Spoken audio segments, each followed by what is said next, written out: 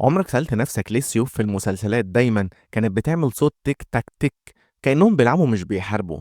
بس الحقيقة إن اللي بنشوفه ده كله تمثيل، والحرب زمان كانت أخطر من كده بكتير. المسلسلات القديمة كانت دايما بتورينا المحاربين بيخبطوا السيوف في بعض كأنهم بيغنوا مش بيتقاتلوا، بس لو المقاتل الحقيقي عمل كده زمان سيفه كان هيتكسر أو على الأقل كان هيبوظ. السيف مش معمول علشان يتخبط في سيف تاني، ده معمول علشان يضرب خصمك في نقطة ضعف، مش علشان يصد بيه زي الدرع.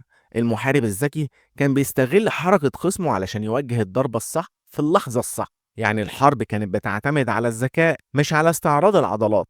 أما السيوف فكانت غالية جدا وبتبقى مصنوعة يدوي من فولاذ نادر، وكان المقاتل بيحافظ عليها أكتر من نفسه تقريبا، زي ما موجود في عصرنا كده المقولة اللي بتقول: وأن أحافظ على سلاحي لا أتركه قط حتى أذوق الموت. يعني باختصار اللي بنشوفه في المسلسلات مش مجرد مشهد تمثيلي، لكن الواقع كان حرب بجد، وكل ضربة كانت بتفصل بين الحياة والموت.